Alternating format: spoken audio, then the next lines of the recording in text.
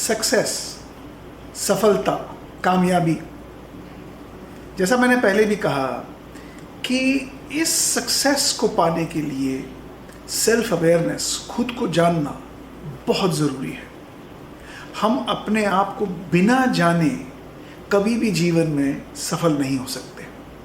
हम अपने आसपास को तो बहुत अच्छी तरह जान जाते हैं, लेकिन कभी कभी अपने आप को बिना जाने जब हम बाहर कुछ काम करना शुरू कर देते हैं, अपने व्यक्तित्व को समझे बगैर हम बाहर कुछ नई चीज़ें शुरू कर देते हैं, तो हमें सफलता या सक्सेस हाथ नहीं लगता और बाद में हम बहुत पछताते हैं। इसलिए बहुत ज़रूरी है अपने आप को जानना। इसलिए मैंने कहा कि सेल्फ अवेयरनेस बहुत ज़रूरी है एक सक्सेस या सफलता या कामयाबी को अचीव करने के लिए। सेल्फ अवेयरनेस में हमें ये समझने की आवश्यकता है कि हमारा व्यक्तित्व कैसा है। अब बहुत प्रकार के व्यक्तित्व होते हैं। कोई हताशावादी व्यक्तित्व है, कोई निराशावादी व्यक्तित्व है, कोई आशावादी व्यक्तित्व है, या कोई संभावनावादी व्यक्तित्व है।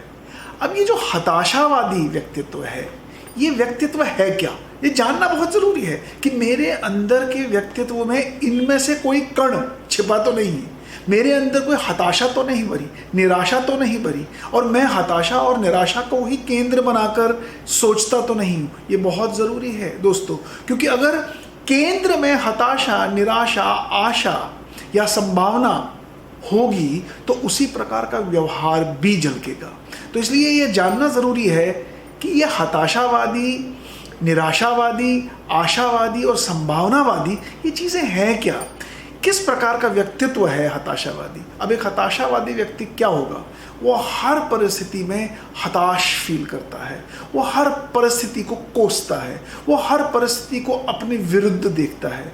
वो किसी भी सिचुएशन में होगा तो उसे लगेगा कि ये सिचुएशन मेरे ही अगेंस्ट बनी है। वो कभी भी किसी परिस्थिति में खुश आपको नहीं दिखेगा, वो हर चीज़ को कोसता हुआ दिखाई देगा। इसी प्रकार से निराशावादी है। निराशावादी ऐसे व्यक्तित्व हैं, वो हर चीज़ को कोसते तो नहीं हैं, लेकिन हर परिस्थिति में वो ये समझते हैं कि ये हमसे नहीं होगा। उन्हें लगता है कि वो शायद इसके लिए बने नहीं हैं। उन्हें ऐसा लगता है कि शायद उनके अंदर ये कैपेबिलिटी ही नहीं होगी कि वो इसको अचीव कर सकते हैं। अब आप देखिए, जो हताशा और निराशा के आधार पर जो व्यक्तित्व बना होगा और जो उस व्यक्तित्व से व्यवहार यानी बिहेवियर निकलेगा, वो व्यवहार और बिहेवियर कैसा होगा और वो व्यवहार और बिहेवियर किस सोच से निकल रहा होगा। तो अगर उस सोच से किसी काम को बाहर किया जाएगा तो परिणाम हम सब जानते हैं किस प्रकार के होंगे। फिर और आपको दो तरह के व्यक्तित्व मिलेंगे। एक है आशावादी व्यक्तित्व। अब ये आशावादी व्यक्तित्व क्या है?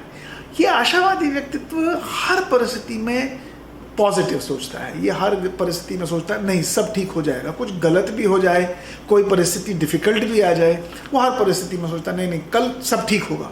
लेकिन मैं इस व्यक्तित्व के बारे में भी एक प्रश्न करना चाहूँगा, क्योंकि जहाँ व्यक्तित्व कल सब ठीक हो जाएगा इस परिस्थिति, इस सोच से चलता है, वो व्यक्तित्व कर्म को उपलब्ध नहीं होता। क्योंकि आप सब जब कहते हैं कि कल सब ठीक हो जाएगा, तो इसका मतलब है आप ये मानते हैं कि शायद भगवान ठीक कर देगा या कोई आके ठीक कर देगा या अपने आप परिस्थिति ठीक हो जाएगी।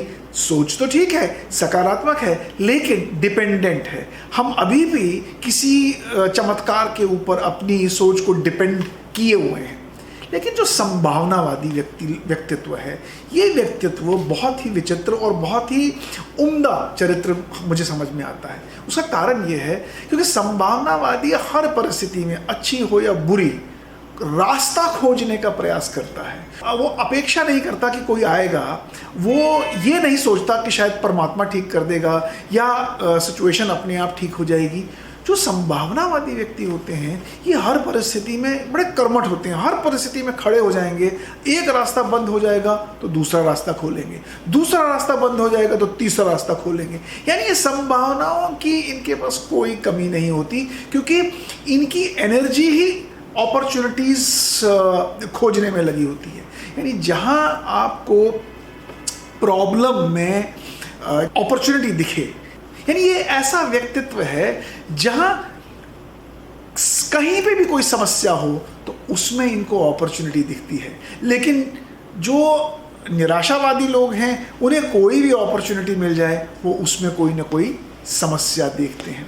तो यानी ये जो दो प्रकार के व्यक्तित्व हैं, एक आपके निराशावादी व्यक्तित्व है, एक हताशावादी व्यक्तित्व है और संभावनावादी व्यक्तित्व, इन दोनों तरह के व्यक्तित्वों में फ़र्क ये है कि जहाँ निराशावादी हर मौके में एक प्रॉब्लम ढूंढेंगे, वहीं संभावनावादी हर प्रॉब्लम में एक मौका ज़रूर देखेंगे कि ये मौका मुझे गंवाना नहीं है। इसलिए दोस्तों ये बहुत ज़रूरी है कि जब आप कोई भी जीवन में निर्णय लें, जब आप कोई डिसीजन लें, जब आप कोई काम करें, जब आप किसी चीज़ के प्रति अपनी निष्ठा दिखाएं कि मुझे ये जीवन में अचीव करना है, पहले अंदर झांक के ज़रूर देखें कि अंदर के व्यक्तित्व में आप आशावादी या निराशावादी सोच से आगे बढ़ रहे हैं या हताशावादी या निराशावादी सोच से आगे बढ़ रहे हैं।